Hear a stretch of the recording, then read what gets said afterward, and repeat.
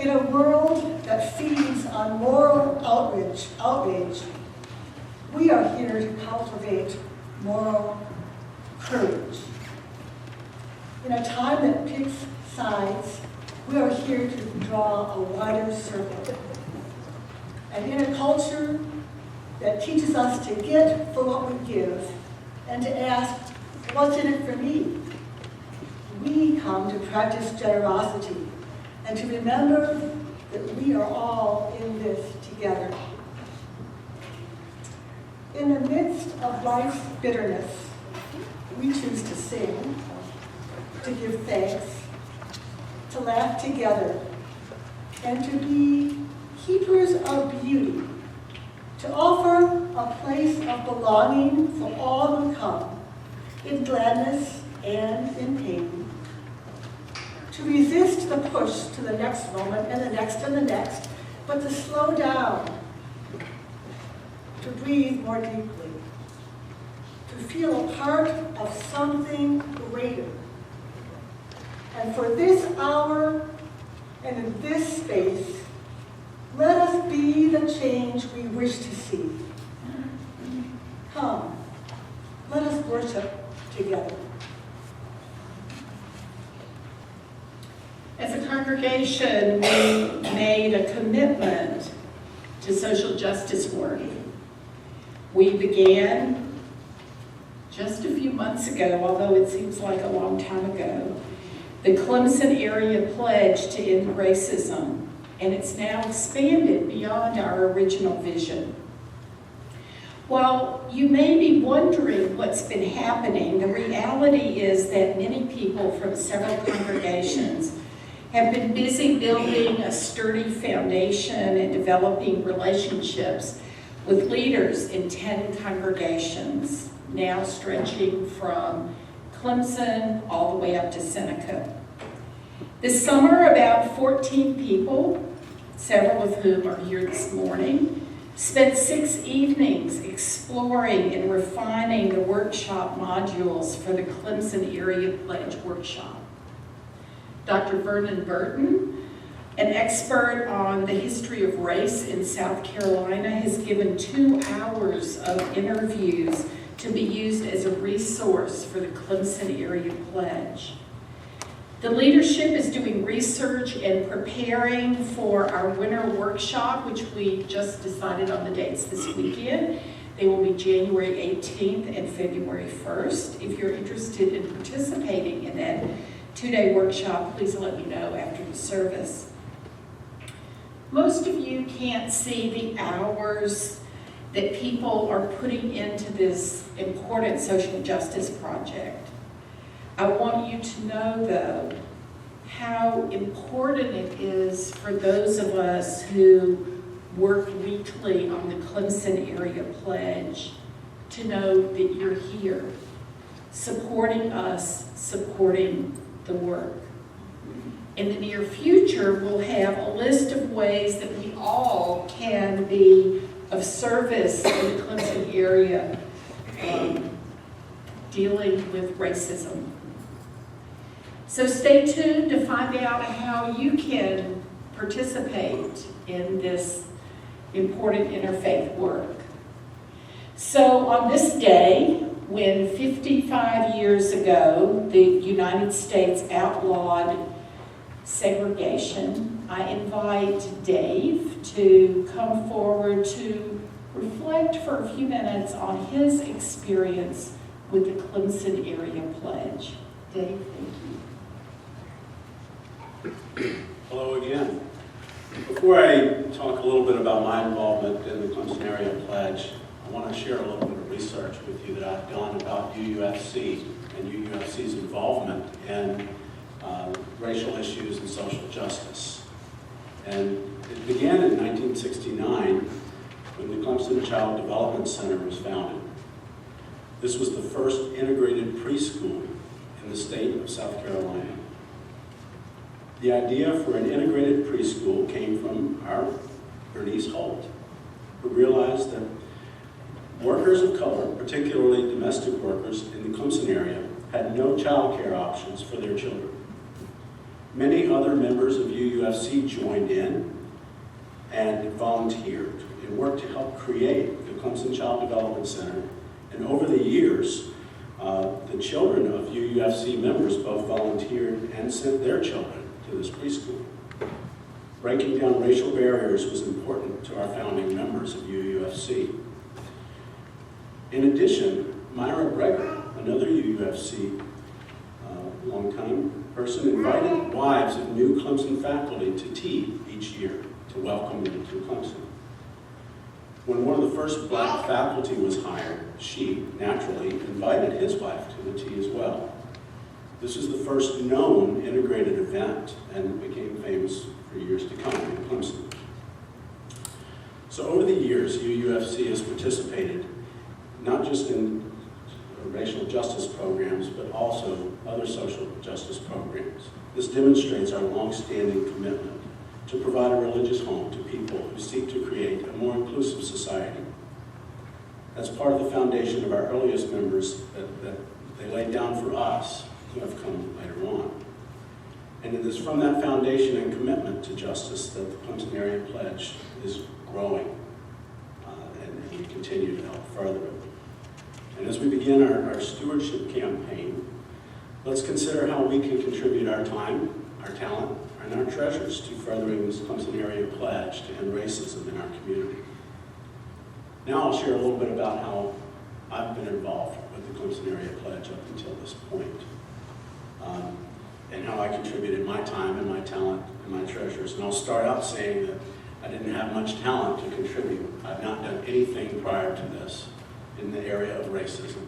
I grew up in South Louisiana and was a part of the integrated school system there, and I was bused for different schools throughout my time in elementary, middle school, and high school. And I felt like there wasn't much for me to learn.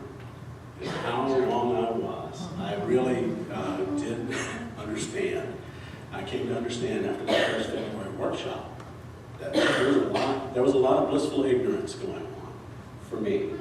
And I don't know if you've heard the phrase, if ignorance is bliss, knowledge is hell. And I had quite a bit of emotional response when I discovered some of these hidden implicit biases that I had that I didn't even realize I had. So in addition to helping prepare the material and go through this series of preparatory, I was going through a series of preparation myself and learning about myself and my own things that I need to improve upon further. And I went through that cycle of guilt that, man, I didn't know I had this in me. I was upset about it. I was hard on myself. And then through this work with the team that we were working with, I found that this was a safe place to help work on that without beating myself up, but committing to moving forward from it. And staying in that point of beating myself up wasn't going to help me get better and overcome this. So I learned terminologies, structural versus institutional racism, and they are different. I didn't know that before. I learned these implicit biases about myself that I mentioned before. And I'm working towards eliminating that blissful ignorance that I grew up with and had for so many years in my life. And I still have elements of that blissful ignorance that are within me today. But as I continue to work with the pledge and support the Clemson Area Pledge to End Racism, I'm committing to moving forward from that ignorance and working through that knowledge and being a better person as a result. So I will continue to contribute my time, my talent, and my treasures to help grow the Clemson Area Pledge to End Racism. And I ask that as we move forward in our stewardship campaign that you join me in doing this. Thank you, Dave. I'd like to invite Derek to come forward to share some of his thoughts.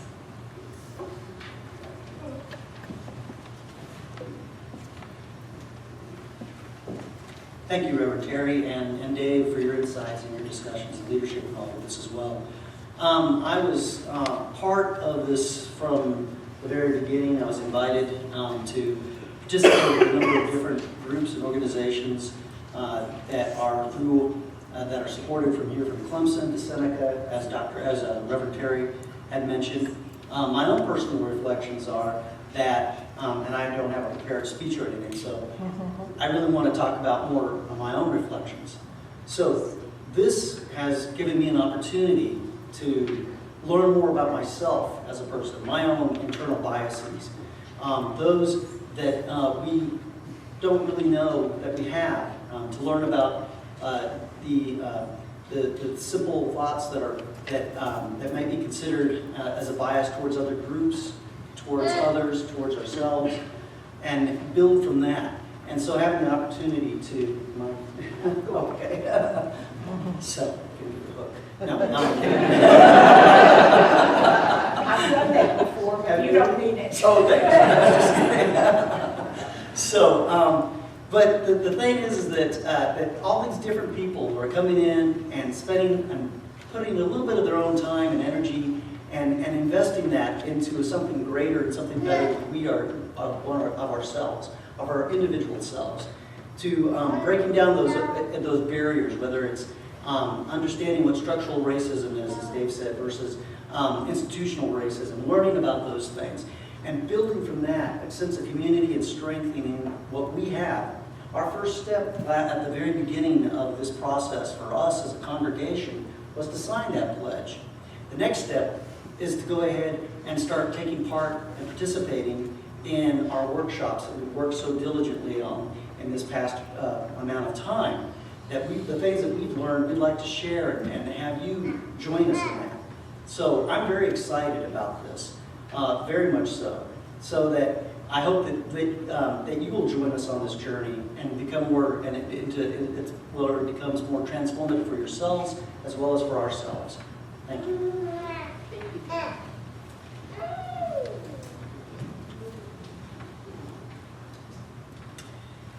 There are times when I have found during this process where it's difficult to truly comprehend the depth and magnitude of the anti-racism work that we've chosen. One simple thing that I feel so ignorant. One of our executive team is the president of University Lutheran. He's an executive at Michelin. He's like one of my favorite people I've met in a long time. He's African American. And when we were talking very openly one day, he said, I always leave a store with what I've purchased in a bag with the receipt in my hand. Now think about, have most of us ever thought that we had to do that every time we go in a store? We've all learned amazing, hard things. But you know, still, how many of us have heard, or we may have even said before, why can't people just move on? Or that's old history, or do we have to talk about race again? All I can say is that as people of faith, we're called to remember that hate is not old news. It's nourished by the roots that have grown deep into the soil of our nation. We need to look bravely at those roots so we can find ways to include those who've been excluded generation after generation, so that we can come to a different understanding of what belonging can look like in our nation. So I invite us to reflect with humility on the layers, the generations that have gone before.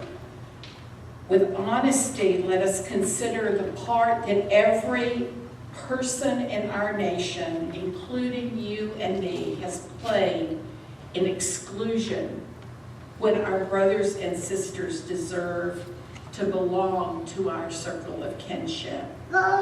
So we're going to share a litany, and I appreciate the people who will be participating in this. I didn't give very good instructions, but we're going to go for it. And as I call your name, if you will come up and stand next to the person who came up before.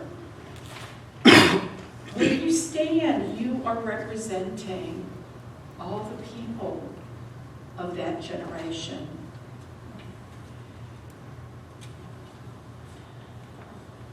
And we have changed, we have adapted the litany because we know that there are peoples who were enslaved before the first slaves from West Africa came. So, Sarah Summers, you represent the people who have gone unnoticed.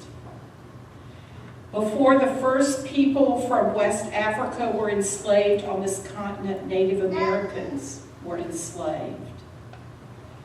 Liz, you represent the first generation of West African people who were enslaved and brought to Jamestown in the year 1619, arriving before the Pilgrims came to Plymouth Rock.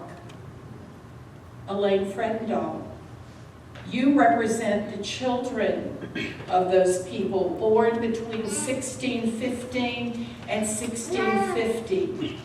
You remain enslaved alongside others as slave trading develops. Mary, you represent the children's children of those Jamestown slaves born between 1650 and 1675, and you remain enslaved throughout the colonies in both North and South. Tom, you represent the children's children of those Jamestown slaves born between 1675 and 1700, a fourth generation to be enslaved. Jenny, you represent the children's children of those Jamestown slaves born between 1700 and 1725. Many more European Anglos have arrived and continue to claim the land as their own. Certain cities and towns are centers of great wealth, in part because you remain enslaved.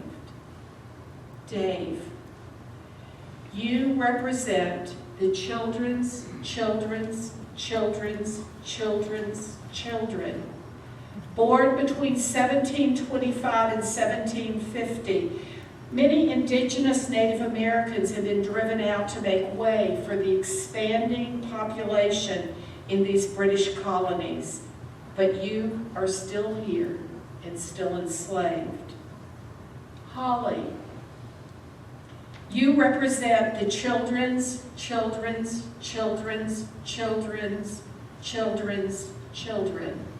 born between 1750 and 1775. The colonies have begun a push for independence, stating that all men are created equal. That claim does not include you, since you are still enslaved. Carol, you represent the children's children,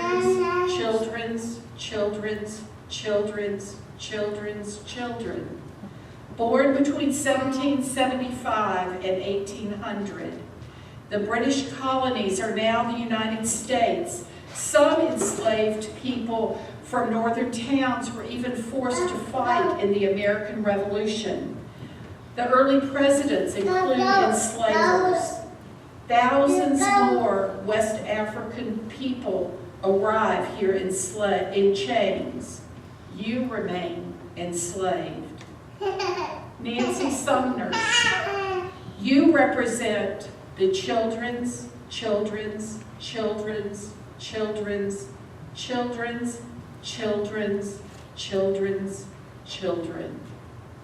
Born between 1800 and 1825, this country's population is booming.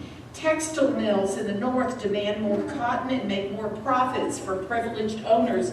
So farmers in the south, with free labor, grow more and more cotton and thus need more and more slaves. As enslaved people continue to arrive, you too remain enslaved. Derek, You represent the children's, children's, children's, children's, children's, children's, children's, children's, children. Born between 1825 and 1850, Native Americans are forced from their land. Many die or are slaughtered. The United States has taken a huge piece of Mexico and now rules over its Spanish-speaking citizens. There are now groups of people writing and speaking against slavery, and yet you remain enslaved. Art. You represent the children's, children's, children's, children's, children's, children's, children's, children's, children's, children of the Jamestown slaves, born between 1850 and 1875. The country has fought a civil war. After 244 years, slavery has officially ended. You are emancipated. You are the 11th generation to live here, but the first to do so out from under the specter of slavery. You are poor, uneducated. Many people in the North and South are working hard to limit your rights. Marty, you represent the children's, children's, children's, children's, children's, children's, children's, children's, children's, children's, children. Born between 1875 and 1900, after a brief period of empowerment, the Supreme Court has now ruled that separate is not only permissible, it is necessary. You are no longer a slave, but the law says you have fewer rights and privileges than white people. Sarah McNeil, you represent the children's, children's, children's, children's, children's, children's, children's, children's, children's, children's, children's, children. Born between 1900 and 1925, the NAACP comes into existence. A world war is fought with black soldiers among the U.S. troops. They return home to intense oppression. Lynchings take place from Maine to North Carolina, including 164 here in South Carolina. A black migration from south to north fosters new forms of segregation and exclusion in northern cities. You still live and work under laws that separate you from white people, and your children attend schools that are clearly inferior. Bing, you represent the children's, children's, children's, children's, children's, children's, children's, children's, children's, children's, children's, children's, children. Born between 1925 and 1950, the country suffers the Great Depression, fights in the Second World War. Just as in the rest of society, people of color in the Army are kept separate from white people. Whole towns full of new homes are built after the war for returning soldiers. People of color are not allowed to live in those towns. Elaine Faithful, you represent the children born between 1950 and 1975. You witnessed Brown versus the Board of Education, the Montgomery bus boycott, the March on Washington, Selma, civil rights legislation, Martin and Malcolm. Cities north and south continue to fight vigorously against school desegregation for the children's, children's, children's, children's, children's, children's, children's, children's, children's, children's, children's, children's, children's, children of the Jamestown slaves. Joe, you represent the children born between 1975 and 2000. There's a Black Power movement and the declaration that black is beautiful. We have finally elected the first and still only African American woman to the Senate and have elected the first African American governor since Reconstruction. School desegregation is finally the practice in the whole land for the children's, children's, children's, children's, children's, children's, children's, children's, children's, children's, children's, children's, children's, children's, children. And housing is still woefully segregated in cities north and south. Jane, you represent the generation born since 2000. For 8 years, we had an African American president.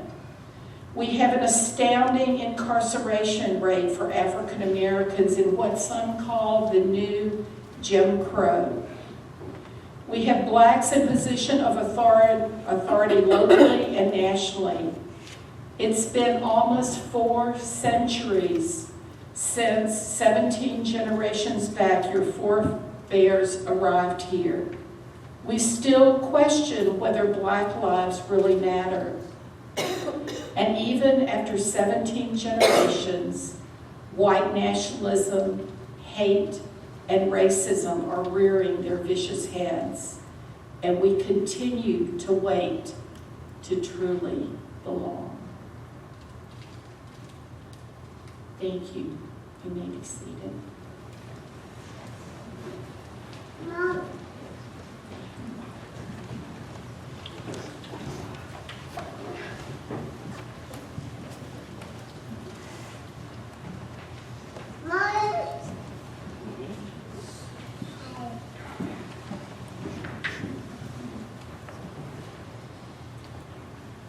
What can we do to help heal the wound that pervades our nation?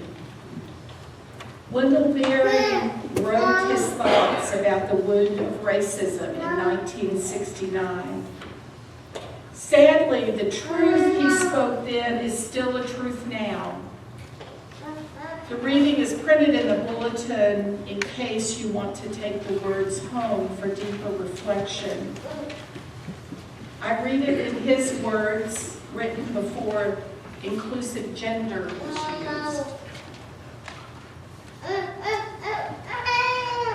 If the white man has inflicted the wound of racism upon black men, the cost has been that he would receive the mirror image of that wound into himself.